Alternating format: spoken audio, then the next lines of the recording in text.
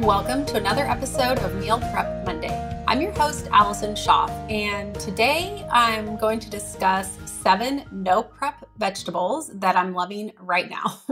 So the inspiration behind this episode was something I really love doing. I'm not sure if I've talked about it on the podcast or not, but it is whole roasted carrots.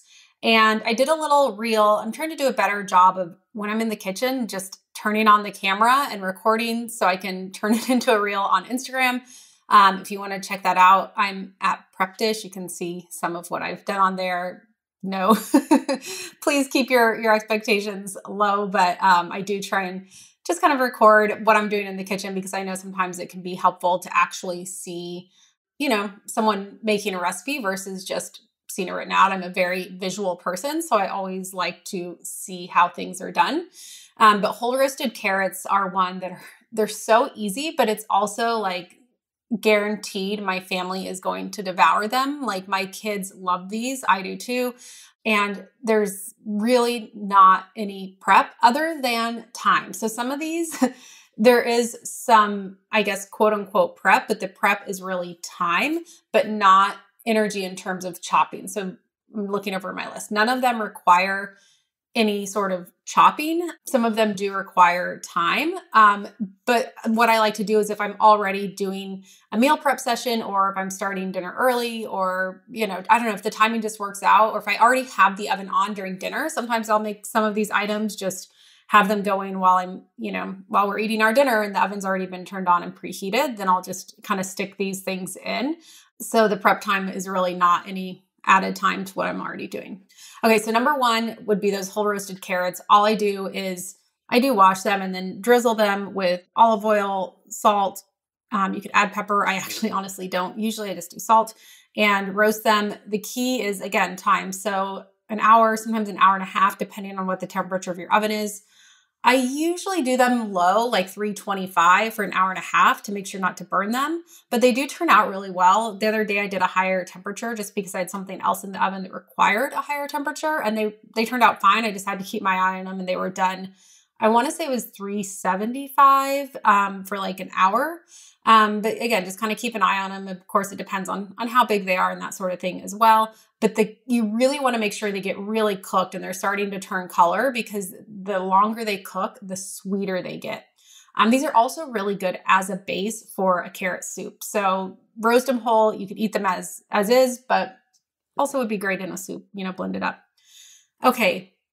Second, no prep veggie that I'm loving is any sort of baby green. So like a baby spinach, a baby kale, just really good to have if I'm making any sort of like a ground meat. I can just toss it in to a sauce or a meat or anything like that. And again, all I have to do is grab a handful and they also cook up really quickly, sometimes in as little as just a few minutes. And just a really easy way to add more greens into my family's diet. So love having a tub of those, either one of those, or sometimes it's a mix of different baby greens, but love having that in the fridge so I can just toss it in and add more greens to our diet.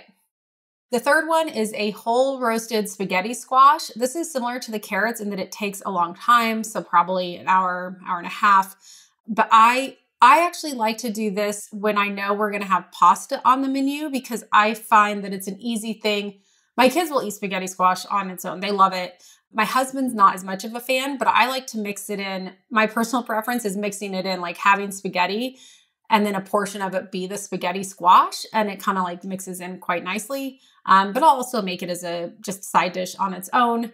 And again, I roast it completely whole. I know some people will cut it in half, but it's really, really a tough one to cut in half. It's possible, but it's some effort. And it's funny how I think sometimes when those things require effort, like, maybe people are avoiding spaghetti squash because that cutting in half is effort. So I would say just throw it in the oven whole. I do put it on like a baking sheet or something. Sometimes, some liquid will come out.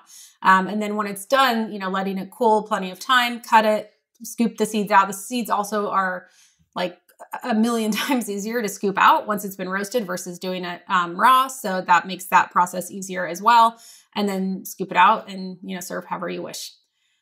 Okay, number 4 on the no prep veggies it's actually a combination of 2, and that's cherry tomatoes and sliced mushrooms. So I like these in combination because I think a lot of times they cook about the same amount of time and neither of them require any prep.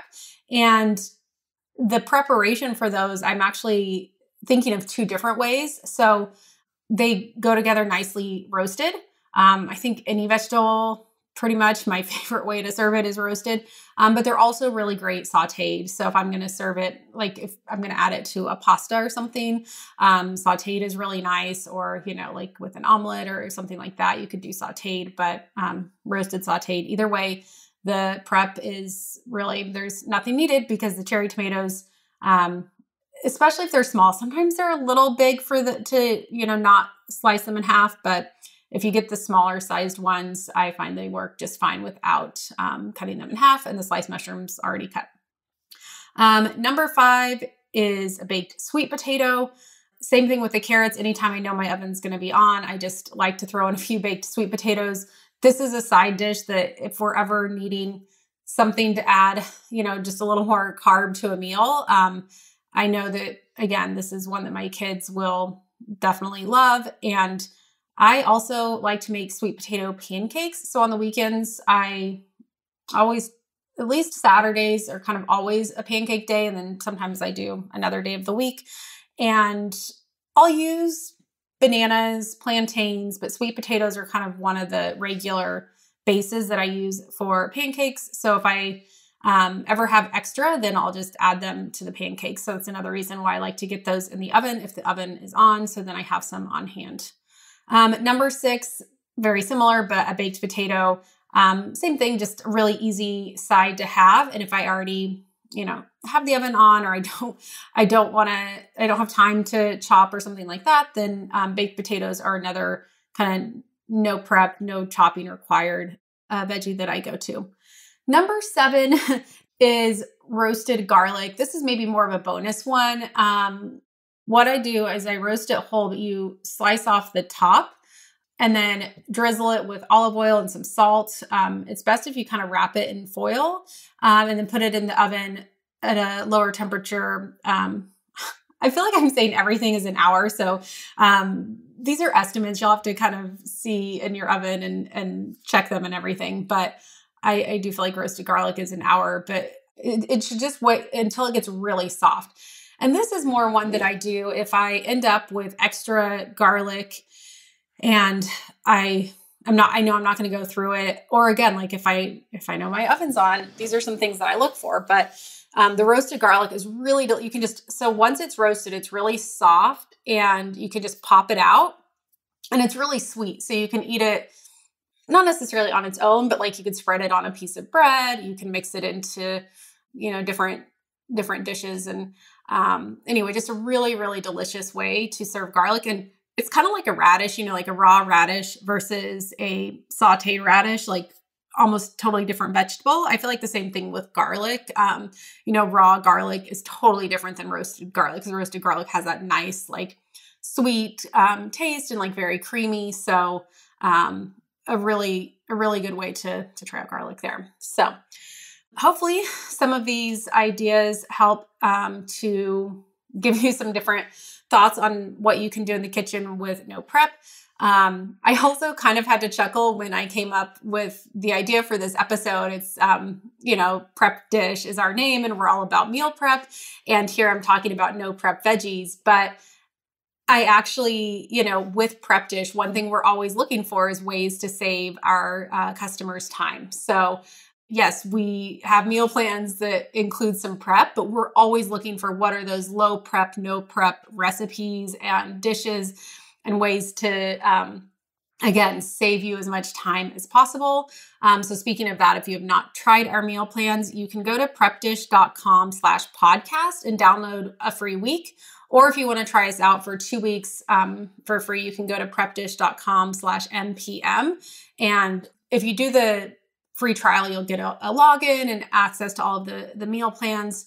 and to really poke around. I'd recommend doing the premium because you can see, archives and all of that just by getting that free trial. And you'll see that, yes, the plans have some meal prep and meal prep instructions, but we also make a huge effort to save you as much time as possible, especially with our super fast plans, and incorporate a lot of these tricks and hacks of, okay, what vegetables don't really require a lot of prep or require none, using things like cherry tomatoes, sliced mushrooms, baby greens that make eating healthy just that much easier. So hope you enjoyed today's episode. I will be back again next week with another episode.